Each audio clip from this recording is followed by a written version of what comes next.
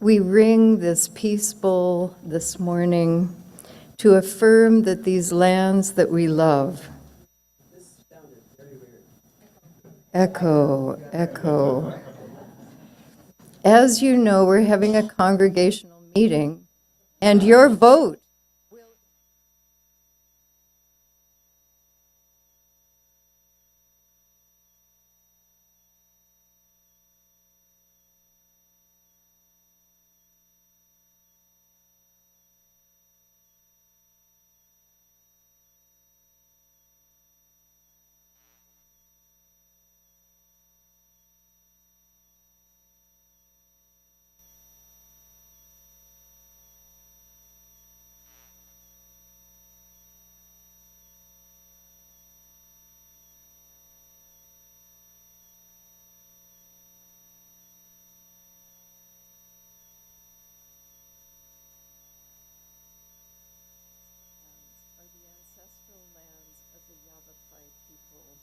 the Wipu-Kepas, the Tol-Kepayas, the Kwev-Kepayas, and the Yavapai. We also ring this bowl to affirm our collective hope for peace on this earth. And at the same time, we hold the lives of our fathers, our siblings, and our ancestors, our fathers who went to war. Let us call on the spirit of creativity and creation. Vieni, Spirito Creatore.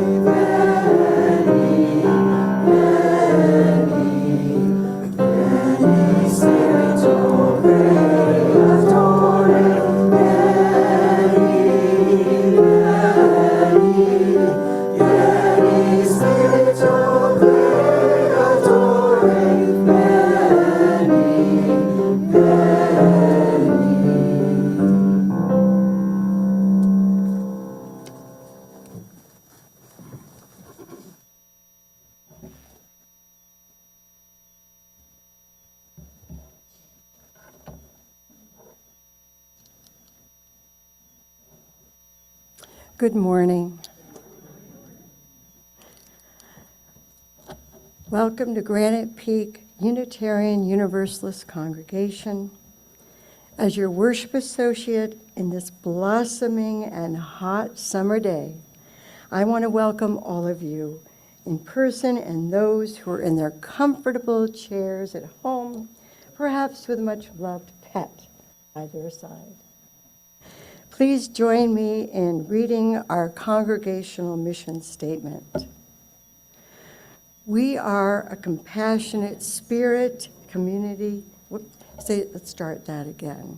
We are a compassionate spiritual community that celebrates diversity, nurtures the personal and spiritual growth of all ages, shares our gifts, promotes justice for all, and serves the world we live in. We hope all of you present will join us in Davis Hall after the service for coffee, tasty snacks, and of course, socializing. Please engage in stimulating conversations with one another in the breakout rooms. If you're visiting us for the first time, review our website at prescottuu.org for more information about our active congregation. In addition, please feel free to stand and introduce yourself at the end of the service. We would love to have you stay and chat during our coffee hour. We thank our talented pianist, Lena Hubin, our extraordinary choir director, Mary Lou Prince, the ever-patient audio specialist, Martin Brahman, all our Sunday morning volunteers, and of course, our dearest Reverend Patty. In addition to the announcements that we're showing on the screen before the service, you can read about things that are happening in GPUU in the weekly newsletter on our website, and you used to be able to watch them in Reverend Patty's videos. We also have some printed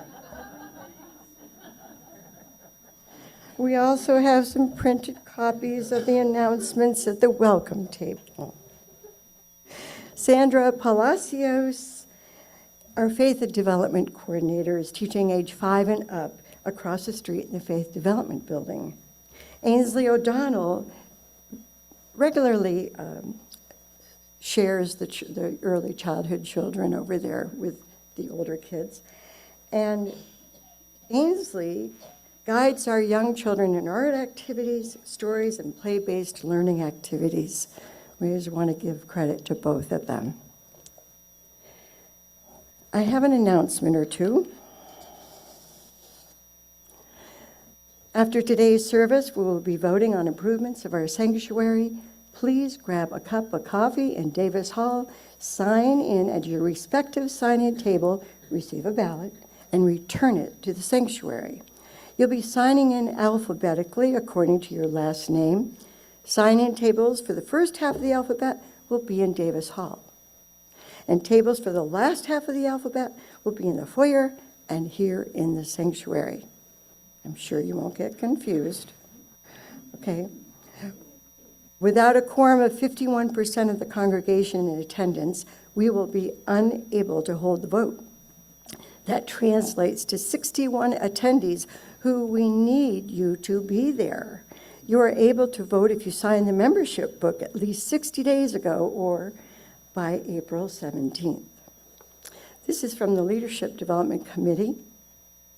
UUA.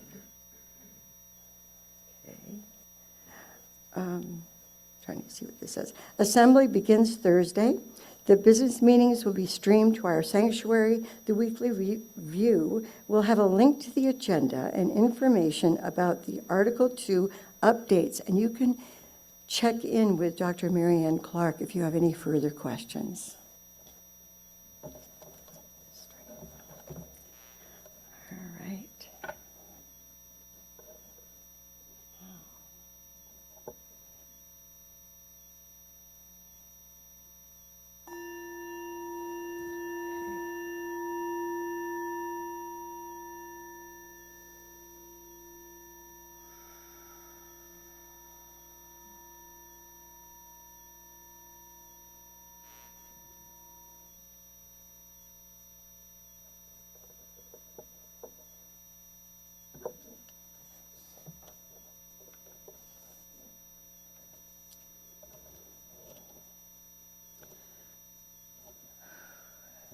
My father, Irwin Adams Butterfield, born 1914 in Vermont, was a World War II veteran.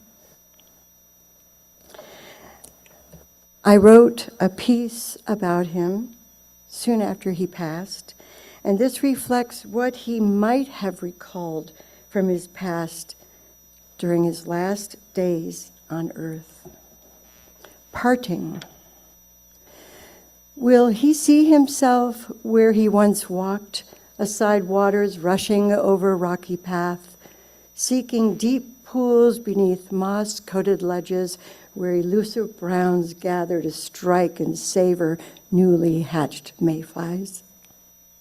His memory boards the northward bound on annual trek to grandfather's farm, to ponder away the summer breeze, tread barefoot upon the morning dew, store memories beneath root cellar doors. Northeaster commands with tribulation and abrupt descent, and leaves lay wounded among tangled twigs that poke and pester. Summer greens wither in abandoned beds, final moments diminish into labored breath. Our hands grasp tightly to earthly bonds, but his eyes beseech sister spirits waiting. Supple arms beckon to an eternal light. He whispers our names, and the last tear floats upon wings of velvet, heaven-bound. Will he still smell the fresh-cut hayfields, wake to warbler song, pick forget-me-nots? Will he walk with us in memory, see the rising sun, hear our gentle calls, nibble fresh-picked berries? Will he know our heart's response?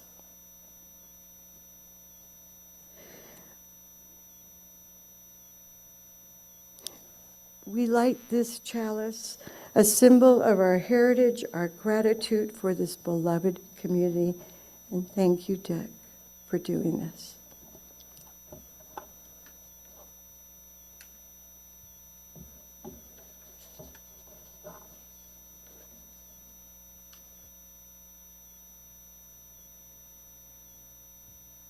Good morning, and a special welcome to those who are here with Prescott UU Fellowship. Welcome, welcome.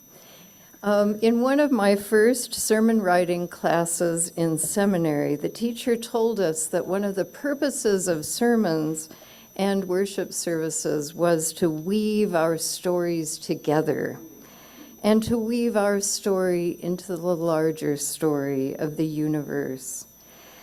That is what we hope to do today. Kelsey Wilkes and Dan Reardon are bringing their ancestors, and some of you have offered stories of yours. For 5 years, we have been weaving our stories together.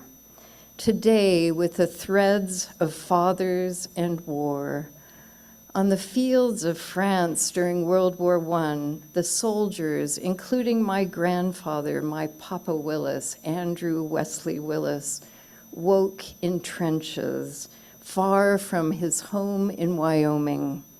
The dawn coming, pink casting light on the battlefield. Let us rise in body or spirit and remember those young people. Morning has come.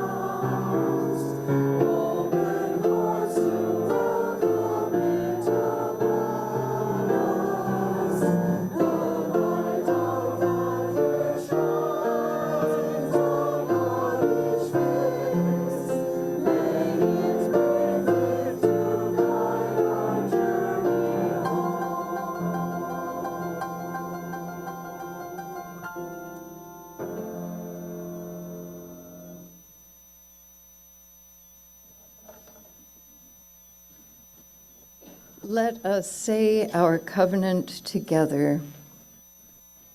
Love is the doctrine of this congregation, the quest for truth its sacrament, and service is its prayer. to dwell together in peace, to serve others in freedom, to serve others in community. Thus do we covenant together.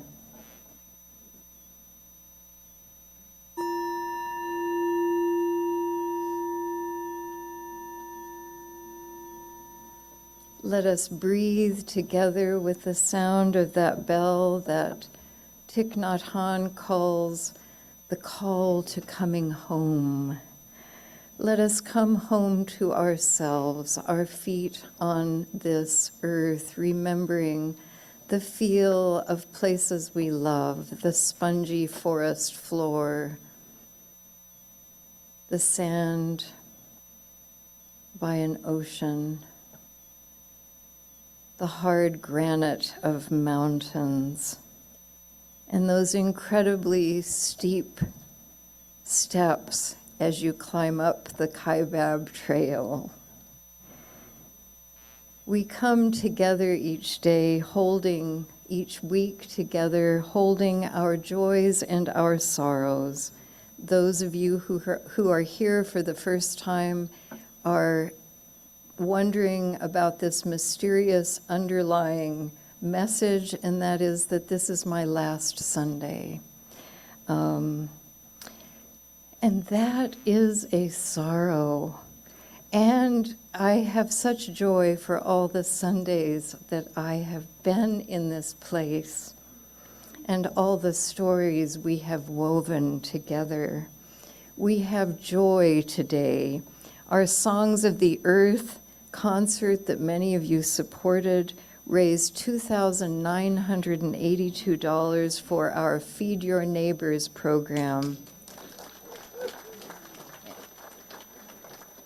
And I want you to know that the people that we have identified in the greater community, many of them immigrant families, have the greater majority of recipients of that Feed Your Neighbors program of our Prescott Farmers Market. There is joy and sorrow always in parting. Joy at the energy I feel for you, for your future. The energy I am feeling that things will be happening in a congregational meeting right after this. We also hold in joy Wind Euler, who is here with us, and the story of her father will also be here with us. She received a liver transplant and is feeling a new life happening. Yes. We hold Frank Beeson in joy, who is here with us and danced with us last night. And we hold Diane Harper, who is having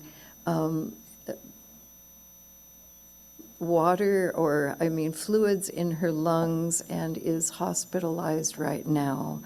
So we hold her in our hearts.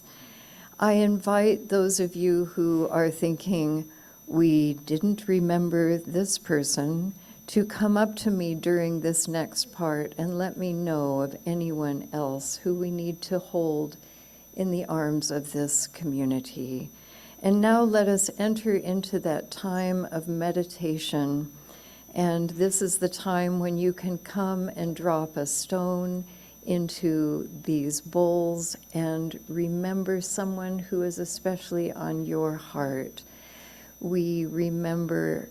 I remember John Prince, Mary Lou's elder brother, who is recovering from cancer surgery.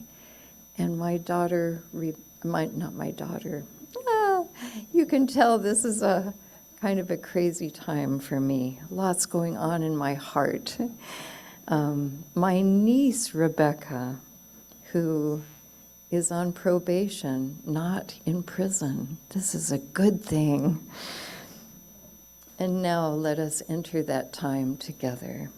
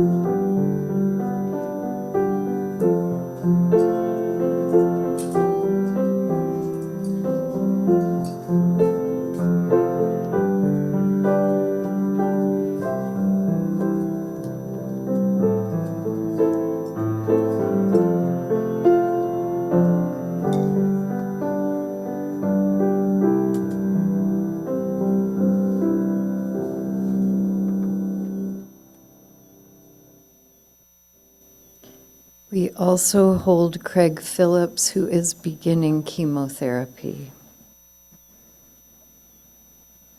Please join me in a spirit of meditation and prayer. Spirit of life, we are here, grateful for the creation around us, for the trees, for the wind in the tops of the trees, for the birds, for the spotted towhee and the robin. We give thanks for all of these things that hold our hearts during difficult times. We ask for blessings on all those who are feeling loss. I ask a blessing on this congregation that love will continue to grow among you, and that energy I feel will continue and gather force into the next years. Amen, and may it be so. And now let us sing together, Walking, Walking with You.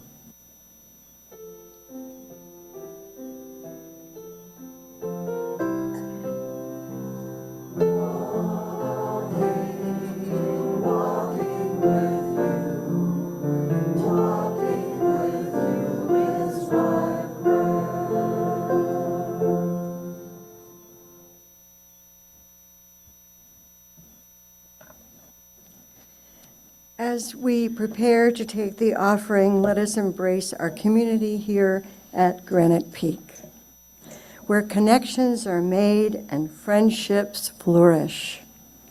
This congregation and its programs are supported by your generosity.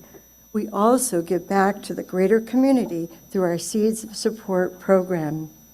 This month's recipient is PRISM, Building Bridges for Rural LGBTQ plus communities across northern Arizona. Please read about them in your order of service. To give online, the link is available in the chat, or you can also go to the website. Please enjoy our offertory music this morning, played by Lena Hubin.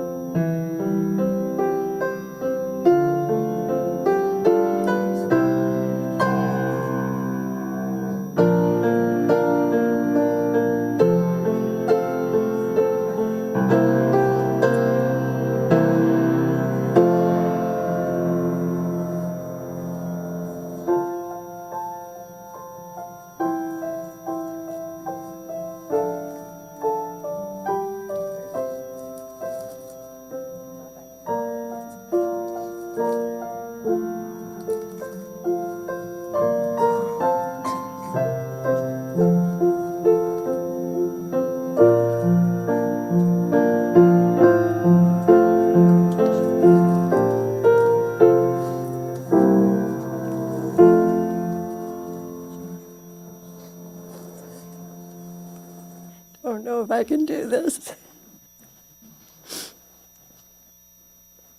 We acknowledge the generosity of spirit expressed through this offering. What is given in love is received in gratitude. Blessed be. It's a hard service. Saying goodbye. I knew I should have brought Bruno. He is my puppet who speaks Russian. I could do his voice. He is very happy that we are here today. And he is happy to move to a new place. Already people getting angry because he's pack rat. Many neighbors angry for stealing things out of his control. Okay. My mother's father, Frank Hunter Brown, was born in 1900. He was too young for World War I and too old for World War II. During the war, he was mayor of the town in the Bighorn Basin called Lovell, where he owned the bakery. Lovell was only a few miles from Hart Mountain, the incarceration camp for people of Japanese ancestry. The barracks held so many people, Hart Mountain became the third largest city in Wyoming. When the hate rhetoric came out and people and businesses wanted to put "No Japs Allowed," my Papa Brown saw an opportunity. He forbade those signs. He was a basketball fanatic. He had been an all-star in high school, and he reached out to the youth at Hart Mountain and organized games and connections. My mother, born in 1931, her first home, the apartment above the bakery, made a book of newspaper clippings during that war and knitted socks for soldiers. Joining them is Mary Fran Bennett's father. Next photograph. There, I think that, yeah, there. Mary Fran Bennett's father. He was a Marine during World War II and served in the Pacific Theater in Guam. When we found our farmhouse in the mountains of Japan, the loft was full of farm machinery, a bride's chest, this huge chest that had been eaten into by a rat. There were dead rodents, live rodents, straw and soot from 100 years. And I didn't tell Lou about the dead rat that was this big without the tail. Oh dear. And there was soot from 100 years of being heated in the winter from a fire pit in the front room. In the midst of it all, we found 2 books of photographs from World War II. When Mrs. Yoshida, from the family who had sold us the house, found us looking through those photographs, she said, "Let's throw those away." It felt strangely uncomfortable with this woman who'd been so welcoming of us. And before us was evidence of the great truth of our connection with this village. Our ancestors had been enemies. The man, the father of the home that we had bought and that would be our home for 14 years, had fought in World War II in the Japanese Navy. In islands, my father's boat had passed by on the supply boat where he was stationed. We rescued those books out of the pile of things to be burned as part of the history of that house. The Japanese had many reasons to destroy the evidence and not to talk about what had happened. Our neighbor was in Burma for 4 years. and he did speak of some things, but mostly there was no talk of the war. After all, they had lost the war. The people of our village told us that they had expected the American occupying army to kill them when they arrived. Many were prepared to commit suicide. Like Mrs. Yoshida wanting to burn the book of photographs, many wanted to erase the war from collective memory. My father participated in World War II as a 17-year-old in the last year of the war in the Pacific. His father, who had fought in World War I, was a colonel in the Wyoming Cavalry. He was participating in both wars. Our nation won those wars, and yet my grandfather never spoke of the war that had brought him 4 battle stars from the Marne, the Belleau Woods, Château-Thierry, and Saint-Mihiel. Saint-Mihiel is the place where they started to speak of D-Day. He did not speak of the trenches. There was no book of photographs showing him in France or Belgium. Today we are speaking of war, of our fathers who went to war, offering stories with only a few photographs that you can see in the front. Some of those men became fathers, fought when they were fathers, and some, their experience in the war robbed them of the opportunity for a family life. Their sacrifice was great, much too big for a thank you for your service. Much too big for that. And yet, in this space, may we feel gratitude for what they gave and what they lost. We begin with Enoch Bartlett. Enoch Bartlett was my great-great-great-great-grandfather who fought in the French and Indian Wars. His participation gave him a large swath of property in western Maine, the land of the Abenaki, the people of the dawn.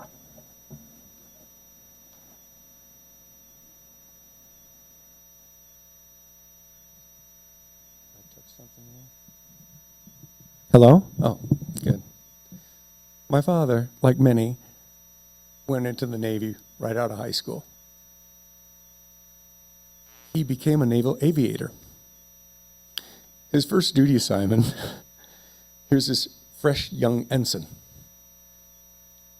He's standing in line at the ship's store, and this old Navy chief, who keeps order, just kind of in the area, maintains discipline in case, comes up to him and says, "Excuse me, sir, may I have a word with you?" My dad steps off to the side and says, "Sure, Chief, what's up?" And he says, "Sir, you're an officer.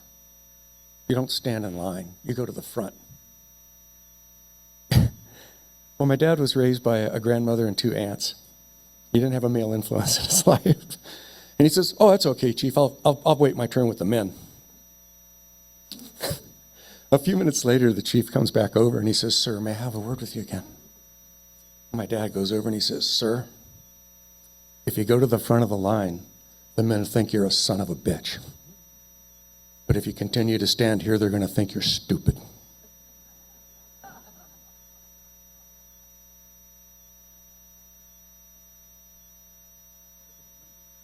I'm sorry. My grandfather Hanley, my mother's father. I'm a product of the Reardons and the Hanleys, so you can imagine how much Irish is going on there, and Catholic. My grandpa Hanley was a college football star, the leather helmets, cardboard shoulder padding, and he went like many, World War I, and he was in the artillery. And in those days, the artillery pieces were horse-drawn. And they would pull the pieces up to their firing positions, and they'd have to take the horses back to the rear. Well, they got caught in a counter barrage as they were moving the horses to the rear and the guns were in place. And he was severely wounded with a gas shell. And it followed him most of his life. However, he was a very influential and successful attorney. And he had 4 daughters. My mother had 6 sons. I was telling you about Irish Catholic families.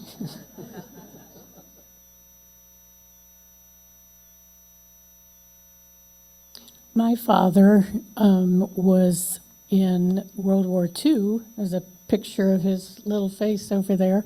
And so I have a compilation of some things that my father wrote and my mother's 3rd husband wrote about my father. All of my father's family, his father and those brothers were all serving in the United States Army in World War I. But my father's oldest brother also served in World War II in the Army, but my father was a conscientious objector. And as a conscientious objector, he served in the American Field Service as an ambulance driver. They were all ineligible for service in the American Armed Forces because of age, physical impairment, or conscientious objector status. As ambulance drivers, we dedicated ourselves to saving lives while at the same time sharing in the defeat of the horrors of the cruel and sadistic enemies. We served with the multinational British Army in the desert and in Italy, with also multinational American and Allied divisions of the American Fifth Army in Italy. My unit of the American Field Service sailed from New York in the Norwegian freighter Cornville on December 2nd, 1941. There were 6 of us. The weather out of New York was very rough. One man, John Watson, was very seasick from the very beginning. He died on December 4th off the North Carolina coast. One of the escort vessels sent a doctor over in a small boat to conduct an autopsy. He diagnosed heart failure. John was buried at sea as the entire convoy came to a stop. What a chance for a lurking German submarine. I remember the escorting destroyers and corvettes streaming around the convoy as we sat dead still in the water for John.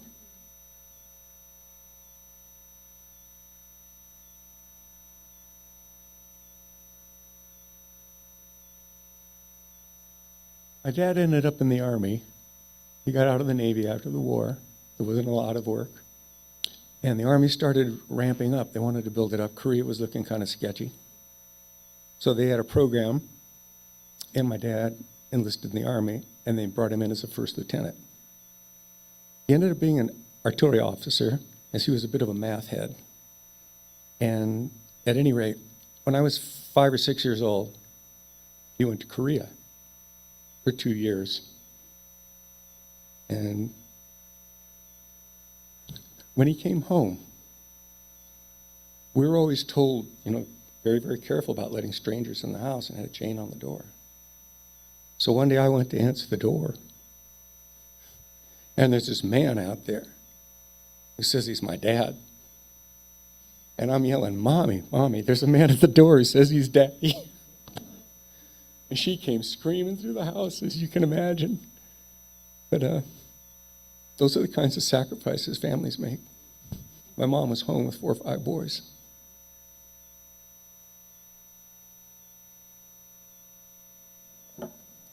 Mary Lou's grandmother's brother, Bill, was in World War I and experienced what was called shell shock and was never the same.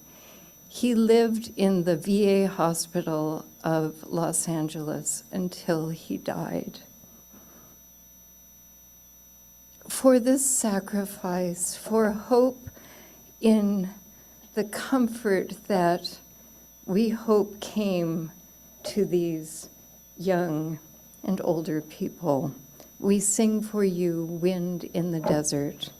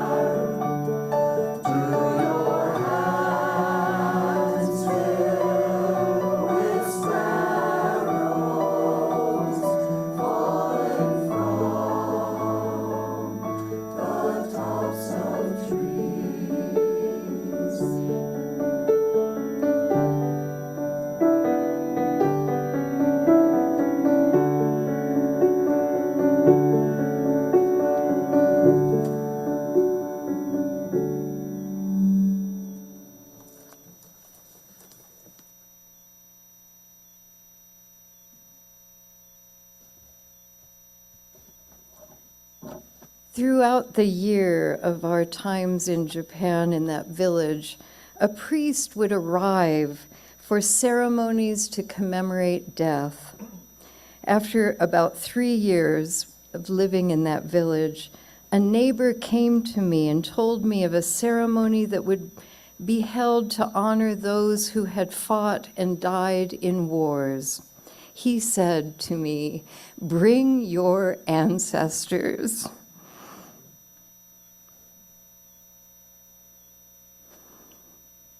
When I walked to his house down the road shaded by tall cypress trees, I imagined my Papa Willis and my father coming with me. My Uncle Bob, Robert Wesley Willis, who will turn 100 in January, fought in the Army in World War II. He was injured in Battle of the Bulge. At the end of the war, his platoon liberated concentration camps. In Czechoslovakia, he guarded Jewish women who had survived Buchenwald. Sorry, this is a hard day. Who had survived Buchenwald, and they were asked to give testimony at the war trials. He said of them, "I was like their son." And now we hear about Sandy's grandfather, Man Daddy. Man Daddy, like many back in that time, looking at the photo albums, was an Errol Flynn look-alike. And his stories are just totally Hemingway. These were men's men. Wow. So he was one of the very first Army aviators. And in the beginning, training was almost as deadly as combat. Numerous photos of Lieutenant Erickson's wreck, Major Anderson's wreck, Lieutenant Pyler's wreck, these crumpled up biplanes. It was, and of course they were just young and full of bravado and macho. Well, later on, I guess he went into the engineering field and such a bit, and he was a colonel. And there are pictures of him in Panama. He spent 5 years with the building of the canal. And he's on horseback, sitting up here, directing operations and moving dirt in the dig and such. So he participated and photographed the sinking of the first battleship by an airplane, a captured German battleship after the war, and they were trying to prove that planes could sink a battleship. So he had an amazing and colorful history. So we were visiting them one time in Oklahoma City, Sandy and I, and we were fairly newly married. And she wanted me to meet her man daddy. So the first morning, about 5:30, I hear all this noise. Now, man daddy's 78, 82, somewhere in there. And Sandy said, what's going on? What's that noise? She says, "Oh, that's man daddy doing his calisthenics. He lived to be 99. His goal was 100. Wind Euler's father, Robert Euler, was a Marine who fought and was injured at Iwo Jima. She wrote, "My mother used to say that had the bullet hit him on Iwo Jima, if that bullet that had hit him had gone 2 inches to the left, I would not be here." And indeed, he had a fist-sized hole in his back the rest of his life. But he never let it stop him. He never really spoke much of his experience as a Marine until about 5 years before he died.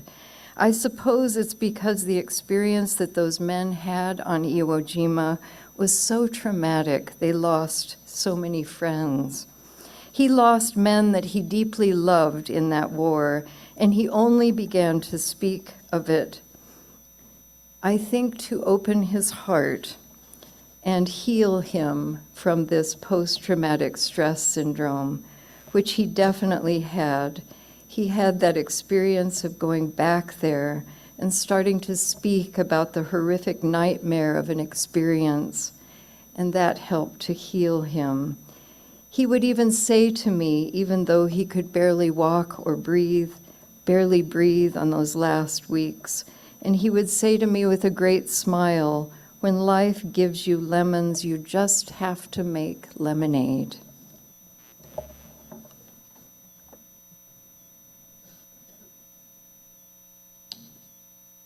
In the winter of 1943 to 44, my father and my mother's third husband were involved in one of the fiercest battles of Italy, if not the entire European theater, the Battle of Monte Cassino.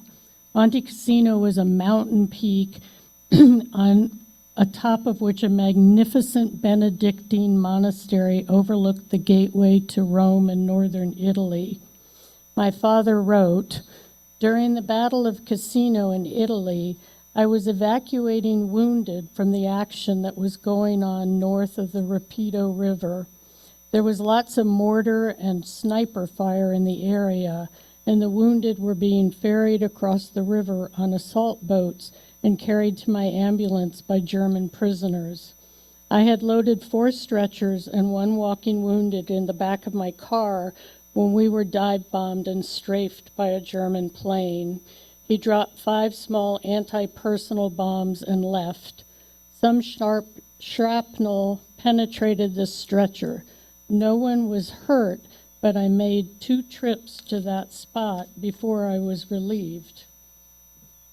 My mother's husband wrote, "It is impossible to count the number of men's lives that Bill," that's my father, "saved, but they were in the hundreds, if not the thousands.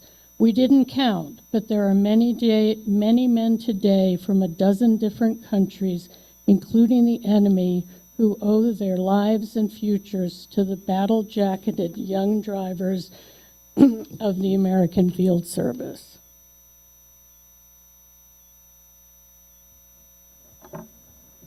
My father, who was on a supply ship that made its way through the Pacific, got there through the Panama Canal. He wrote of his time that he never did get over seasickness, and he loved to sit for hours in the evening watching the sunset on the moonlight reflections and phosphorescence of the water. He saw the aftermath in Okinawa and Nagasaki. Alan Laughlin's dad had a brother who served in World War II in Italy, but he came home okay. I wonder if some of you have seen in those beautiful landscapes of Italy and France, the wartime cemeteries. Walking around a cemetery in Italy, we found the well-taken care of graves of the soldiers from the United States and Australia who had died there. And in an overgrown corner were the soldiers from India, an outpost of the British Empire at the time, who had died. The Hindus and Muslims.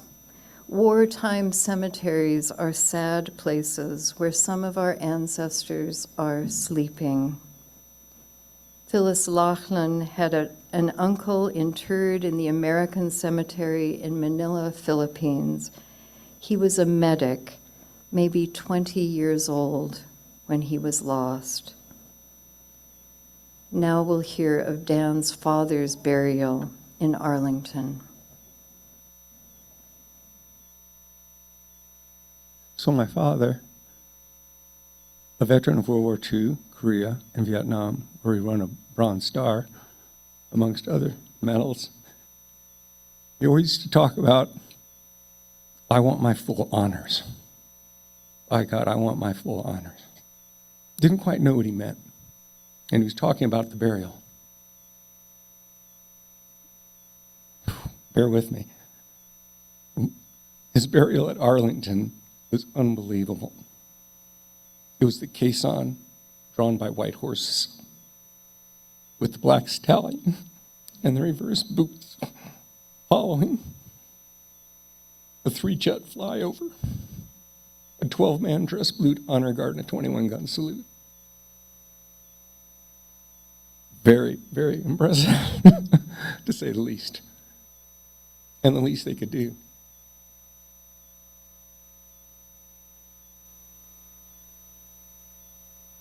Can you feel them, these ancestors? I imagine that many of you during this service, that your own ancestors, their faces or memories you have of them have been awakened. Perhaps they are sitting with you now. I believe that, as my neighbor asked me, bring your ancestors, that the truth is that we do bring our ancestors with us. They surround us, uplift us, and give us a responsibility to see anew. And I believe that our first responsibility with them is to extend love for their lives. Today, on the day that celebrates fathers, we acknowledge the ways that war has affected our lives, ever changed the lives of our ancestors and siblings. Let us find ways to extend love and understanding for all the stories we have not heard. Let us pause for a moment, breathe together, and remember in this moment our fathers. We give thanks to our fathers, grandfathers, and all the fathers and grandfathers and siblings and uncles, and now many women, but this is not their day, who went to war and who found their place to serve when wars were raging. May we recognize and honor that they are woven into the tapestry of who we are. Amen, and may it be so. And now I invite you to rise in body or spirit, and we will sing for that which we need, love. Love will guide us.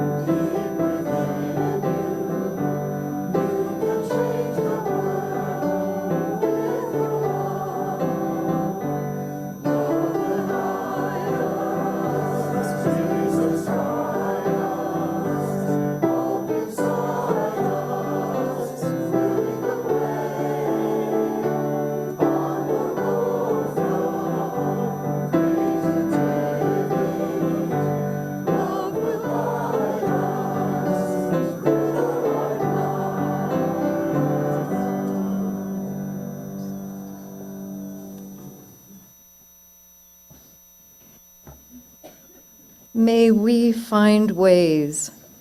Stop. Oh.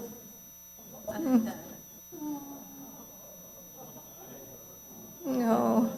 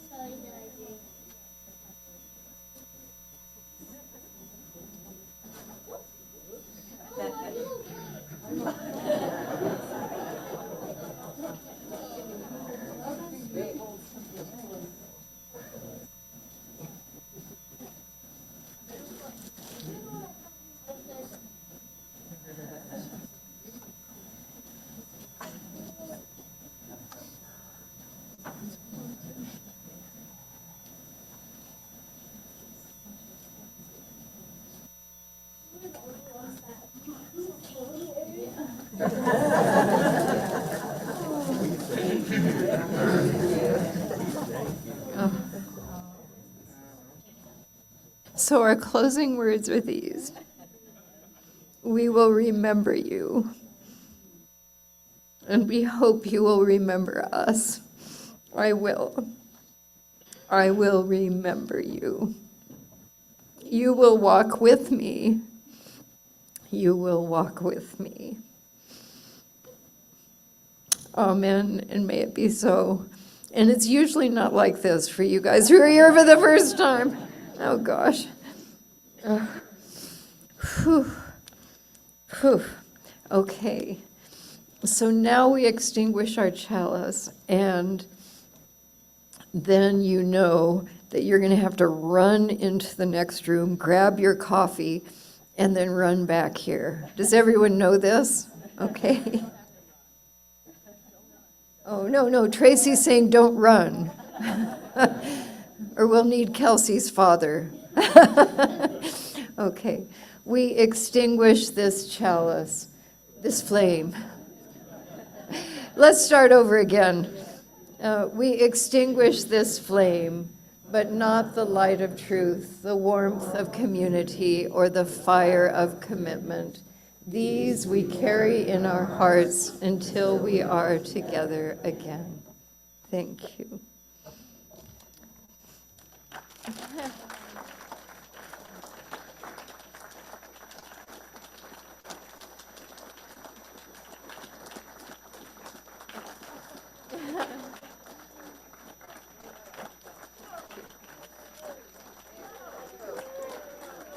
They're asking for you, Lou. Lou.